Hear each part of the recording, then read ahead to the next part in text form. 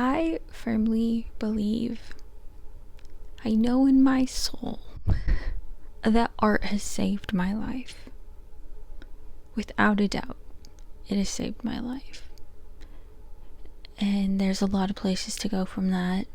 What is art, for one? That's a question. Art, to me, is anything that has been created with passion that moves me. Which means something that's art to me might be art to you. Or something that is art to you might not be art to me. That's what I think art's subjective in that way. I do think there are things that are objectively art, but I think that's probably because they objectively move massive amounts of people. They make us feel things. That's what art does. It moves you, makes you feel, it makes you think and experience in different ways. Feelings, emotions, makes connections, it tells stories, it leads to curiosity and new ways of understanding. Sometimes it nests inside you and you don't even notice and you don't even realize that it meant so much or what it is until years, even decades later. What has it saved me from? I guess maybe that's the next question. So I have been poor my entire life, and I don't use that word lightly. Haven't been of the poorest of the poor. There's obviously privilege of certain types of poverty. Whiteness gives me access to has given me access and an invisibility within that poverty. There's a lot of things that I've had better than others, and there's a lot of things that I've had worse than others. My poverty is obviously nothing compared to the poverty of exploited countries that the United States and other colonizing nations have treated horribly. Nothing compares to that. However, I have grown up. I've never ever had lived above the poverty line. Growing up, my parents were always very poor. They chose a traditional family, a traditional lifestyle based off of religion. Traditional wouldn't have even, I think, been the words that they would have used. That's kind of the thing everybody's saying now. Oh, traditional. They would have said like a Bible-based family or something like that. But we were homeschooled, so, and neither of my parents have a college education, and my dad struggled to keep work and to not be overly exploited by the people he did work for or was contracted by.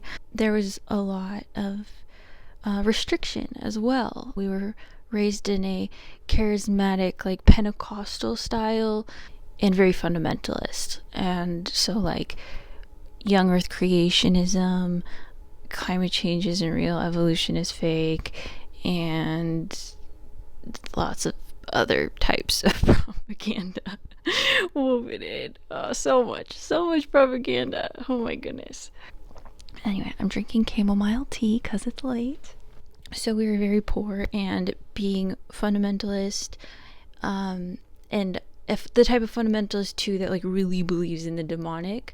So there was so much fear and restriction around what kind of art, beauty, media, entertainment, music, everything. There was so much restriction on everything I had access to growing up, especially up until like the age of around 10. I didn't get to see my first movie in theaters until I was 10, and it was VeggieTales. It was Jonah VeggieTales. And my whole family went, and I'm the oldest, and I was pissed because we all had got to see our first movie in theaters together at the same time, and my youngest sister was 4, and I was so mad that she got to see her first movie at 4 and I had to wait till I was 10. Come on. But I think the poverty with the fundamentalism probably made things a little more extreme. But because of all of that restriction and fear around art and media and everything, I was kind of obsessed with it. I craved it, you know? I was very imaginative. I was very artsy, and I loved to read. I loved imagination. I loved stories. I loved movies. I loved music. I loved things, but I wasn't allowed to enjoy most of it, and also it was too expensive. But that made me good at finding and looking for the treasures, saving the things, finding the ways to enjoy and consume and internalize and appreciate and be moved by things. Also, what art does when you're surrounded by poverty and ugliness and abuse and fear that like fundamentalist stuff brings. The art's an escape and like a window up into something better and to like what it really is to be human. And that is so powerful, and I think that I know that it's that kept me going, that saved me, that gave me hope, because if life had only ever been and only ever was what the pastors and my parents and the parents of my other fundy friends were saying, it would have been impossible to survive. It would have been utterly unbearable.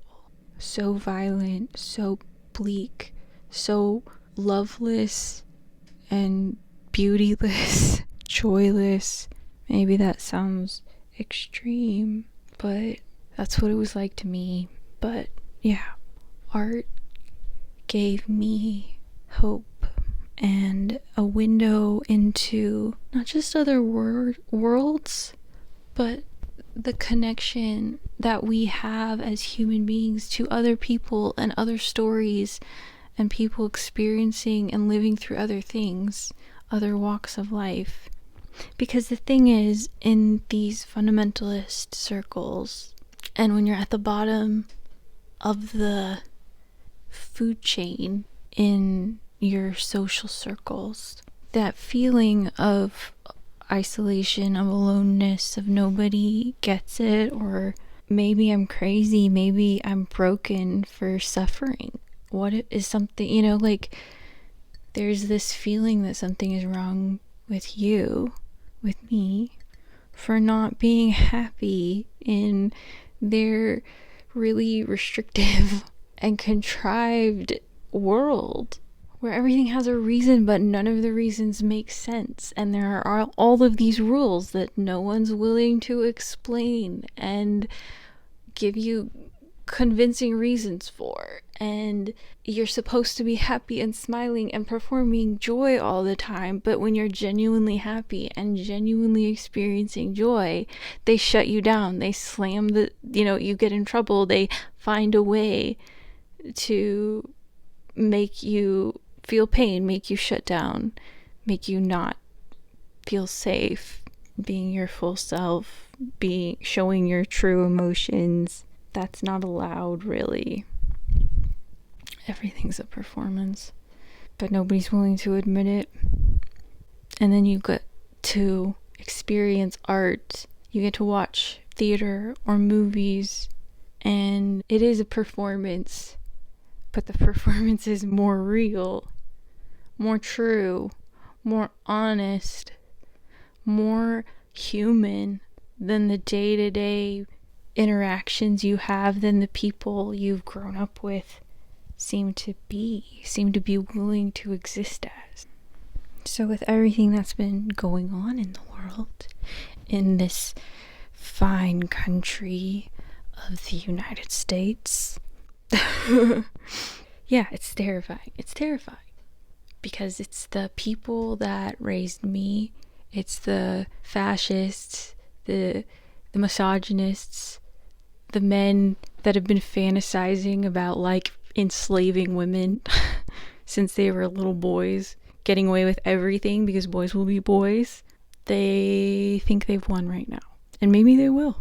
Hopefully not. We're fighting. We're going to keep fighting. I don't think they will. I don't think they will because they aren't very smart. But it's still scary. I know I find myself frozen so much of the time, like doom scrolling, stuck on just the, you know, politics, commentary, all of it. It's so bleak. Oh my god, it's scary. So I've been thinking more about art. I'm always thinking about art, but lately I've been knowing I need to center it more. And there's so much good art, and there's just, it's so fun.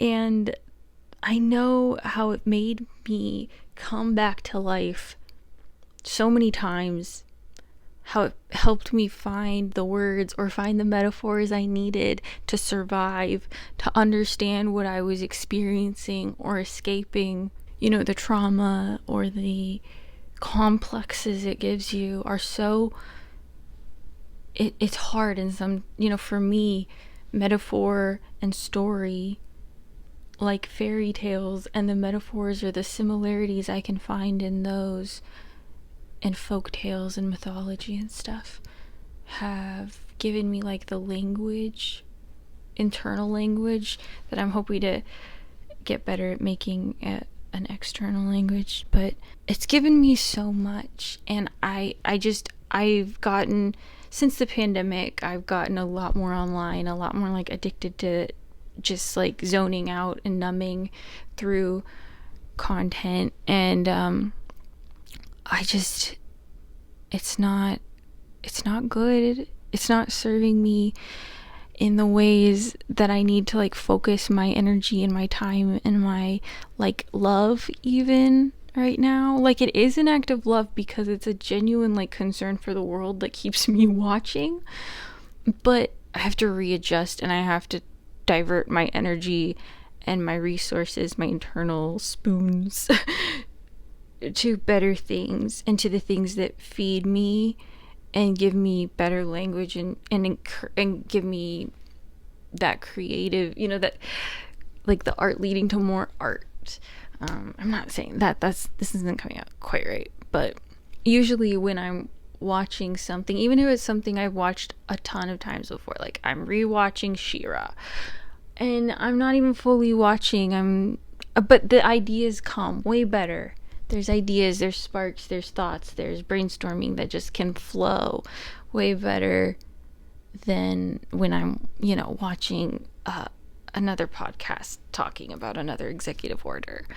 I want to be informed. I want to know what's going on. I want to get better at doing the activism stuff too. But I also know, like, I'm genuinely not feeding the right parts of myself and my soul. So art. I want to talk more about art. I want to look at art. I want to watch art. I want to read art. I want to listen to art. So art, you know, that's good. We all need it. Let's talk about it, right? So in one of my favorite podcasts, which is How to Survive the End of the World by Adrienne Marie Brown and her sister Autumn Brown, it is such a good podcast. You should really check it out. In that, they do this thing they call top culture, where they talk about like the stuff, the media, the movies, the shows, the music that they really like and that they've been enjoying, appreciating, all of that, as a way to like ground and celebrate and just share the stuff that's influencing us and feeding us right now. And I had this idea in the shower just now to like record every day the stuff, like the music I've been listening to and this like show I'm watching, or like whatever I went to that day, even if it's just something I was like remembering in the past, like writing it down and kind of tracking it. I think that could be really interesting. So I might do that. I've been thinking about I want to do a video talking about like a series of videos, honestly, talking about art and the art that has influenced and saved my life, basically. The ways it's come into my life and all of that. And I've been trying to decide where to start. I haven't completely settled on like what work I want to start on first. But a lot of the early ones and the stuff that's been coming to my mind a lot lately with everything happening politically is stuff regarding the Puritans. Yeah, those old boys, the Pilgrims.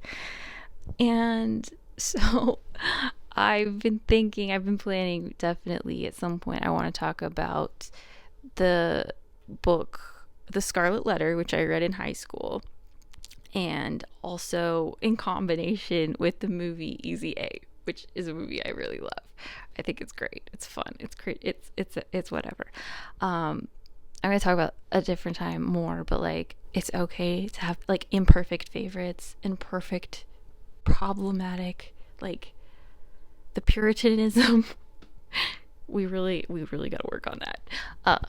Another discussion, another time. Then the other one is Witch of Blackbird Pond, which is one of the first books I ever read that was ever like read in our curriculum in our homeschooling. I think we did Sunlight, if you're familiar with any of the Christian homeschool curriculums, but that was one of the first books we read. I think it was a read aloud. It's a Newbery Medal or Newbery Honor winner. Came out a while. It's not a new book. It wasn't a new book then. But it's about a girl who was like raised with her father in, I believe, like the West Indies, and then he dies. She has to move in with her extended family. She gets taken in by people who are Puritans in somewhere in Massachusetts, I think. And wasn't raised in that culture. Like, she was not raised by a Puritan. She was raised in a completely different hemisphere. So she shows up there and it's like total culture shock, and she becomes friends with this Quaker woman and she never is able to fit in. And so I was introduced at a very early age to like this concept of Puritanism, but also like people not fitting in and it not being fair, which is fascinating. And it's why did I get into this? Okay, well, anyway, that's just one of the stories that's been on my mind a lot lately, and I want to talk about it more. But yeah, sorry, I got off the rails a little there. I want to do more talking about art. I think it is so important. It's gonna save us. It has already saved us so many times, and I honestly think too, I don't think we can even quite fathom or appreciate the way it's changed us collectively and like the trajectory also of humanity. That's kind of a bigger, more complex conversation that I'm not trying to get into right now. I love it. I want to talk about it more. I've been listening to The Last Dinner Party and their album Prelude to Ecstasy so much lately. I can't stop. It's so good. It's so good. The feminine urge is just like everything. I'm a blood red liver spread out on the rocks. All the poison, I convert it and I turn it to love. Here comes that feminine urge. I know it so well. The natural wounds my mother held. Shut up. That is so good. There are so many like that. Beautiful Boy, another one. Like, they're all so good. It's such a good album. Okay. Yeah, that also, I've been watching League of Legends. I just recently got into the second season, and that's another one where it's just like so good. I'm just so grateful. And even when I feel like I've been like beating myself up about like doing too much watching, doom scrolling, politicking shit, I also have been basking in a lot of cool animated shows, anime and not anime. Like in the past 5 years, I've watched She-Ra like 6 times. I said that funny. She-Ra. Like 6 or 7 times. I watched Steven Universe probably at least 5 times. I've watched the Powerpuff Girls. I've been catching up, you could say, on the shows and the kids stuff I wasn't allowed to watch when I was young. And it's good. It's good too. Those are other things I want to talk about. It's fun. We need art. We need joy.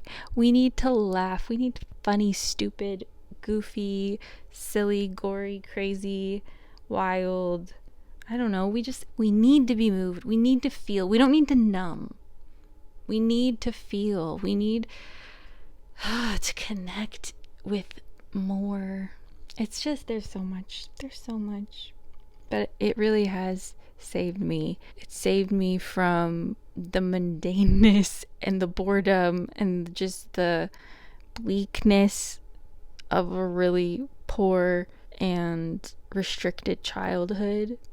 It saved me from the weird purity culture stuff. It saved me from the culty brainwashing stuff from IHOP and like the influence that had on me. It saved me from breakup despair. It saved me from my solitude. It saved me from, in so many ways, from so many things. It's helped me deconstruct. It's helped me heal. It's helped me find myself. It's just, art is everything. I really believe art is human connection. It's time travel. It's medicine. Okay, I don't know. It's just, it's so important. And I need all the encouragement and hope and strength I can get, and I think we all do. Tell me what you've been on. What art is doing it for you right now? Tell me about that. Music, movies, shows, books, poetry, documentaries. There's so much. Anything can be art. Paintings, obviously, like that shit, all of that. There's just so much. We're so lucky. In so many ways, we're so lucky. It's like I've grown up poor, but I also didn't realize how poor in a lot of ways, because I still had that illusion of access, that the internet provides and media provides. It's like, it's not always about having it. The real beauty is like experiencing it, And when you can't ever afford it, I don't know. I just kind of, that's enough. I don't need to own everything. I've never needed to own everything. Keep going. We're gonna make it. Yeah, I'm gonna watch League of Legends now. Bye. Have a good night.